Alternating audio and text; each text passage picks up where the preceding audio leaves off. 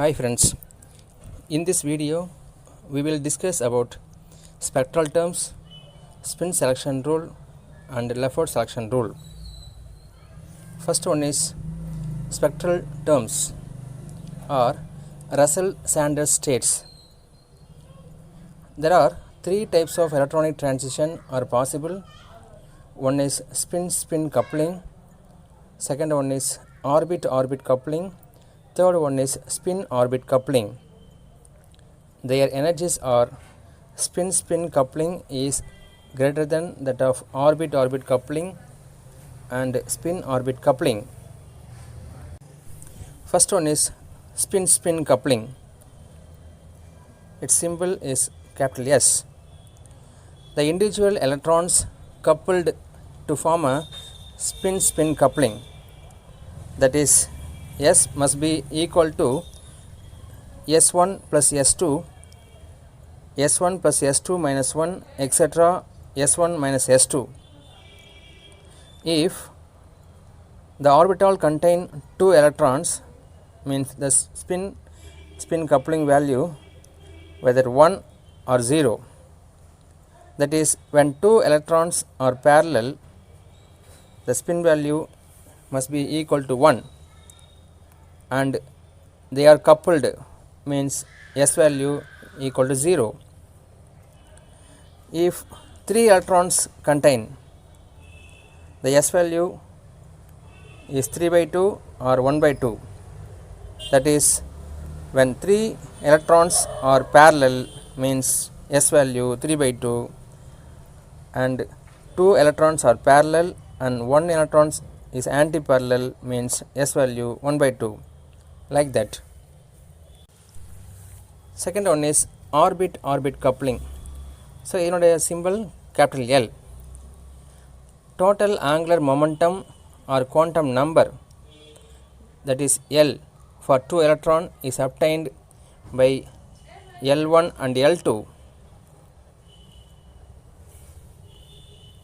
The orbit-orbit coupling value equal to L1 plus L2, L1 plus L2 minus 1, etc. L1 minus L2.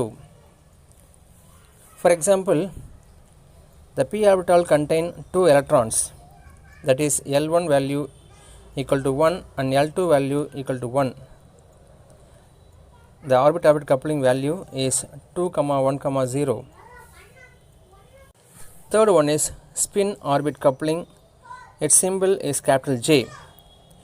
The resultant spin and angular momentum is J is nothing but L plus S, L plus S minus 1, etc. L minus S, where L is the orbit-orbit coupling and S is the spin-spin coupling. So, next topic is a spin selection rule for electronic transition. So, transition between the states of different multiplicity is 0, means spin allowed, or delta S value is not equal to 0, means spin forbidden. So, in the diagram நம்ம பார்க்கலாம். இதில் S0 is a ground state energy level, S1 is the singlet first exit state, T1 is the triplet first exit state நம்ம achieve பண்ணிட்டா. இல்லை S0லேருந்து S1க்கு electrons வந்து jump ஆச்சுன்னா, that is S0 to S1 means allowed transition. அதுவே ground stateலேருந்து triplet ஸ்டேட்டுக்கு வந்து electron move ஆச்சுன்னா it is a forbidden. that is singletலேருந்து singletக்கு போனாலோ, டபுளெட்லேருந்து டபுளெட்டுக்கு போனாலோ, ட்ரிப்ளெட்லேருந்து ட்ரிப்ளெட்டுக்கு போனாலோ அது ஸ்பின் அலவுடு. மாறாக spin singlet to triplet or singlet to doublet, doublet to triplet இப்படி போச்சுன்னா it's a spin forbidden. So spin selection rule base பண்ணி சம் பார்க்கலாம். So first problem Mn H2O 6 times 2 plus, whether it is spin allowed complex or spin forbidden complex. So நமக்கு தெரியும் manganese வந்து atomic number 25, therefore 3d5 4s2 electronic configuration. So mn 2 ப்ளஸ்ன்னு சொன்னால் d5 configuration. அப்போ ஒவ்வொரு ஆர்பிட்லையும் ஒரு electron வந்து சிங்கிளாக இருக்கும். ஸோ T2Gயில் 3 எலக்ட்ரான்ஸ் வந்து சிங்கிள் எலக்ட்ரான்ஸ் அண்ட் ஈச்சில் வந்து பார்த்திங்கன்னா 2 எலக்ட்ரான்ஸ் இருக்கும். ஸோ என்னுடைய 2s + 1 வேல்யூ 2 into sனா எலக்ட்ரான். ஸோ இங்கே 5 எலக்ட்ரான்ஸ் இருக்குது. அப்போ 5/2 + 1 therefore 6. தென் T2Gலேருந்து 1 எலக்ட்ரான்ஸ் வந்து ஈஜிக்கு வந்து ஜம்ப் ஆச்சுன்னா after excitation 2s + 1 value must be equal to 4. ஏன்னா இங்கே 3 எலக்ட்ரான்ஸ் தான் இருக்குது நமக்கு. therefore 4. Then delta S value, that is 6 minus 4 equal to 2. Therefore delta S is not equal to 0. Therefore the manganese complex is a spin forbidden complex. So அப்போ delta S 0 வந்துச்சுன்னா அந்த complex வந்து கலர்ஃபுல்லாக இருக்கும். அதுவே delta S not equal to 0ன்னு சொன்னால் அந்த complex do not give colour. அப்போ மேங்கனீஸ் காம்ப்ளெக்ஸை பொறுத்தவரையும் do not give colour. So இந்த காம்பவுண்டுடைய டேர்ம் சிம்பிள் மேங்கனீஸ் mn 2 ப்ளஸுக்கு S6 5/2. நமக்கு தெரியும் ஃபார்முலா LJ2s + 1 சொல்கிறோமா. இப்போ ஜேன்றது இட்ஸ் எக்ஸாக்ட்லி ஆஃப் ஃபீல்டு. அப்போ n/2 நமக்கு தெரியும். நமக்கு இங்கே 5 எலக்ட்ரான்ஸ் இருக்குது. அப்போ 5/2 2s + 1 வேல்யூ வந்து 2s சிங்கிள் எலக்ட்ரான்ஸ் இங்கே 5 இருக்குது. அப்போ 6. therefore S 5/2 6ன்றது என்னுடைய term simple. Then second complex TiH2O 6 times 3 plus. Titanium atomic number 22. Therefore 324s2ன்றது atomic configuration. So இங்கே டைட்டானியம் 3 ப்ளஸ் கொடுத்துருக்காங்க. அப்போ D1 கான்ஃபிகரேஷன். ஸோ D1 கான்ஃபிகரேஷன்னா என்னுடைய டேர்ம் சிம்பிள் D3/2 2. ஒருவேளை உங்களுக்கு வந்து டேர்ம் சிம்பிள் பற்றி உங்களுக்கு தெரியலன்னு சொன்னால் இந்த வீடியோட டிஸ்கிரிப்ஷன் பாக்ஸில் ஒரு வீடியோ லிங்க் கொடுத்துருக்கேன். ஏற்கனவே போட்ட வீடியோ தான் அது. அதை பாருங்கள், உங்களுக்கு ஈஸியாக புரியும். டேர்ம் சிம்பிள், டேர்ம் லெட்டர், டிஜெனரசி எல்லாமே கொடுத்துருக்கேன், பாருங்கள். ஸோ என்னுடைய டேர்ம் சிம்பிள் D3/2 2. அப்போ இங்கே D1ன்றதில் T2Gயில் 1 எலக்ட்ரான்ஸ் இருக்கும், ஈஜியில் எலக்ட்ரான்ஸ் இருக்காது. therefore 2s + 1 வேல்யூ 2 into sன்றது சிங்கிள் எலக்ட்ரான். அப்போ 1/2 + 1 therefore 2. So after excitation 2s + 1 value 2 தான். therefore delta S must be equal to 2 minus 2 0 கிடைக்கும். அப்போ டைட்டானியம் காம்ப்ளெக்ஸில் T2Gலேருந்து ஈஜிக்கு வந்து பார்த்திங்கன்னா எலக்ட்ரானுடைய டிரான்சிஷன் நடக்கும். So it occurs one transition. So this is already discussed one. Term S இருந்துச்சுன்னா degeneracy 1, states வந்து A1G. ஆக்டாஹெட்ரல்னா A1G, டெட்ராஹெட்ரல்னா A1 மட்டும் சொல்லுவோம் நம்ம A1. அதே term P இருந்தால் degeneracy 3, states in octahedral T1G. term D இருந்தால் degeneracy 5, states வந்து EG and T2G. term F இருந்தால் degeneracy 7, states in octahedral A2G, T1G and T2G. term G இருந்தால் degeneracy 9, states in octahedral A1G, EG, T1G, T2G. Then third complex, the vanadium complex, vanadium 3 plus கொடுத்துருக்காங்க. அப்போ it's D2 configuration. D2 கான்ஃபிகரேஷன்னா என்னுடைய term letter வந்து F3. So D2ன்றதில் T2Gயில் 2 electrons இருக்கும். அப்போ 2s + 1 value வந்து 2 into S வந்து 2 எலக்ட்ரான்ஸ்ன்றதில் 1 கிடச்சிக்கும். So 2 + 1 = 3. So after excitation T2Gலேருந்து ஈஜிக்கு ஒரு electron வந்து ஜம்ப் ஆகும். ஸோ இங்கே 2s + 1 வேல்யூ அகெயின் 3 தான், ஏன்னா இங்கேயும் 2 எலக்ட்ரான்ஸ் இருக்குது. therefore delta S value 0. therefore it's a spin allowed complex. So நமக்கு தெரியும் F3 ஸ்டேட் இருந்துச்சுன்னா அப்போ T1G, T2G, A2G ஸ்டேட்ஸ் பாசிபிள்லாம் பார்த்தோம். இங்கே T1GF is a ground state, T1GPன்றது எக்ஸைட் ஸ்டேட்டு. அப்போ இந்த காம்ப்ளெக்ஸ் பொறுத்தவரையிலையும் 3 transition possible. First one is T1Gலேருந்து T2Gக்கு போகும் ஃபஸ்ட் டிரான்சிஷன். செகண்ட் டிரான்சிஷன் T1Gலேருந்து A2Gக்கு போகும். தேர்ட் டிரான்சிஷன் T1GF கிரவுண்ட் ஸ்டேட்லேருந்து T1GPக்கு போயிருக்கும். அப்போ 3 டிரான்சிஷன் பாசிபிள்.